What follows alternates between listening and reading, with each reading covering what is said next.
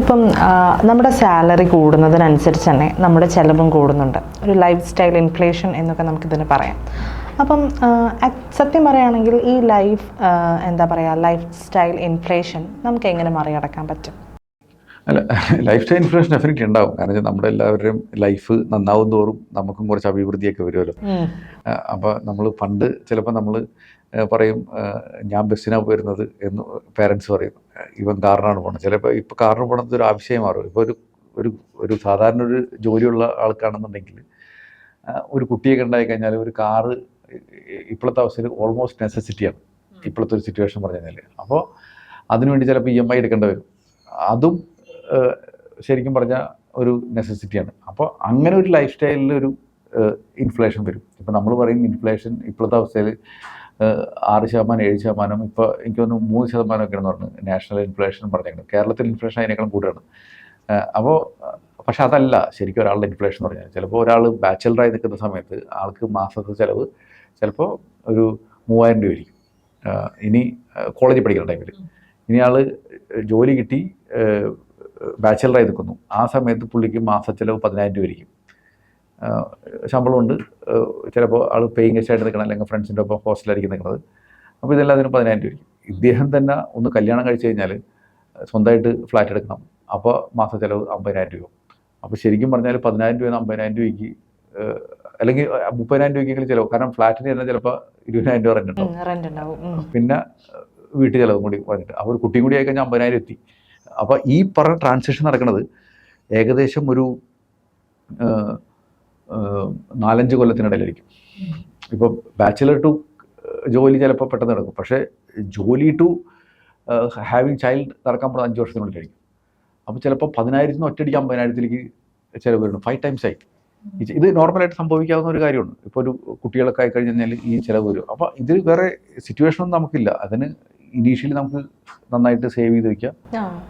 പിന്നെ ഈ പറഞ്ഞ ചിലവ് കൂടുന്ന ടൈമിൽ നമ്മുടെ കയ്യിൽ നിന്ന് പണത്തിൽ ചിലവ് വരുത്താണ്ടിരിക്കുക എന്നുള്ളത് ഭയങ്കര ഇമ്പോർട്ടൻ്റ്. കാരണം ഞാനിത് എൻ്റെ ഒരു നോക്കണം, ഞാൻ പണ്ട് ബാംഗ്ലൂരിലുണ്ടായിരുന്ന ടൈമിൽ ഞാനിത് എന്നെ റിലേറ്റ് ചെയ്തിട്ട് തന്നെ പറഞ്ഞത്. അപ്പം ഞാൻ കല്യാണം കഴിച്ച ടൈമിൽ തന്നെ എൻ്റെ ഫ്രണ്ടിൻ്റെ ഞങ്ങളൊരു ഭയങ്കര ക്ലോസ് ഫ്രണ്ട്സ് ആയിരുന്നു. അപ്പോൾ ആളുടെ വൈഫ് പറയുന്നത്, വൈഫും ആളും രണ്ടുപേരും എൻ്റെ ഫ്രണ്ട്സാണ്. അപ്പോൾ ആൾ പറയുന്നത്, അപ്പോൾ ഞാനതിന് തൊട്ട് മുന്നായിട്ട് ഞാനൊന്ന് UK പോയി ഓഫീസിൻ്റെ ആവശ്യത്തിന്.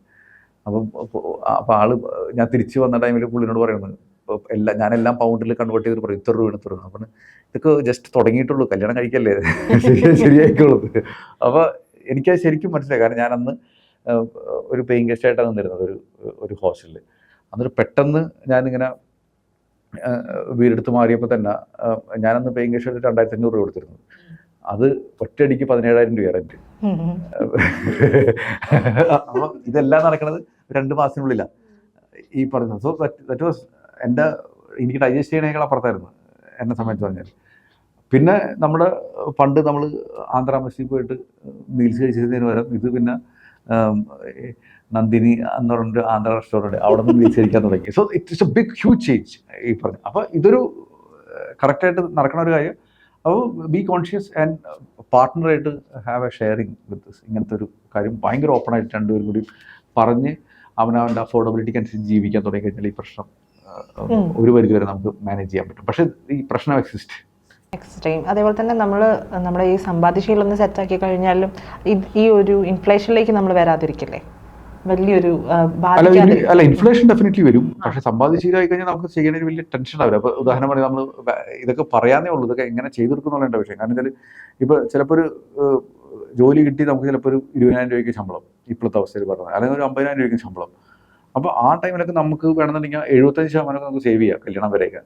എന്നിട്ടൊരു ഫൗണ്ടേഷൻ ഉണ്ടാക്കി വെക്കണമെന്നുണ്ടെങ്കിൽ വി ഹാവ് മണി. ആ ടൈമിലേക്ക് ഇങ്ങനത്തെ ഒരു എക്സ്പെൻസ് വരുമ്പോൾ നമുക്കത് മാനേജ് ചെയ്യാനായിട്ട് പറ്റും. അപ്പോൾ അതൊരു ഇമ്പോർട്ടൻ്റ് ആയിട്ടുള്ളൊരു കാര്യമാണ്. എസ്പെഷ്യലി ഒരു ഇനീഷ്യൽ സ്റ്റേജിലൊക്കെ കല്യാണം കഴിച്ച് ഫസ്റ്റ് 5-7 ഇയേഴ്സൊക്കെ ഇൻഫ്ലേഷൻ ഭയങ്കരമായിട്ട് കൂടും. ഒരു നമ്മുടെ സേവിങ് കപ്പാസിറ്റി കുറയാനായിട്ടുള്ള ചാൻസ് ഉണ്ട്. അപ്പോൾ ഒരു സൈസബിൾ പൈസ നമ്മൾ തിണ്ടുന്നുണ്ടെങ്കിൽ ഇതൊക്കെ മാനേജ് ചെയ്യാനായിട്ട് പറ്റും. അപ്പോൾ ഇതിനെല്ലാത്തിനും നമുക്ക് ഇനീഷ്യലി ശമ്പളം കിട്ടുമ്പോൾ തുടങ്ങിയിട്ട് കൃത്യമായിട്ടൊരു പ്ലാനിങ്ങോടെ പോകാമെന്നുള്ളൂ. അപ്പോൾ ഇത് നമ്മൾ എപ്പോഴും ഞാൻ പറഞ്ഞാൽ ഇത് പൈസ കിട്ടുമ്പോൾ തുടങ്ങിയിട്ട് എപ്പോഴും ഒരു ഫിനാൻഷ്യൽ പ്ലാനൊക്കെ ചെയ്യാം. ഇപ്പം ഞാൻ ഓഫീസിൽ എപ്പോഴും ക്ലയൻസൊക്കെ വരുമ്പോൾ ഞാൻ എപ്പോഴും പറയും ഒരു ബേസിക് ഫിനാൻഷ്യൽ പ്ലാൻ ചെയ്യും. അപ്പോൾ ചില ആൾക്കാർക്കൊന്നും ഇപ്പോൾ ചിലർ പറയും 10,000 രൂപ SIP തന്നെ വന്നേക്കുന്നത്. അപ്പോൾ അവരോട് എന്തിനും ഫിനാൻഷ്യൽ പ്ലാനൊക്കെ പറയണം എന്നുള്ളതെന്ന് വിചാരിക്കും. പക്ഷേ അവരോട് നമ്മൾ പറഞ്ഞു കൊടുക്കുന്നത് യൂണിറ്റ് എമർജൻസി ഫണ്ട്, ഇത് കല്യാണം കഴിക്കാൻ പോകണം, അപ്പോൾ ഇത്ര കൂട്ടി വയ്ക്കി, ഈ കല്യാണം going to be പാരൻസ് ചെയ്യാൻ പോകണതോ നിങ്ങളാ ചെയ്യാൻ പോകണതോ, അപ്പോൾ എങ്ങനെ ചെയ്യാൻ പറ്റും. അപ്പോൾ അത്തരം കാര്യങ്ങൾ ചെയ്യുമ്പോൾ അവർ തന്നെ ഒരു ഗോൾ ഫോക്കസ്ഡ് ഇൻവെസ്റ്റ്മെൻറ്റ് നടക്കും. അങ്ങനെയൊക്കെയാണ് ചെയ്യാറ്. Thank you. ശരി.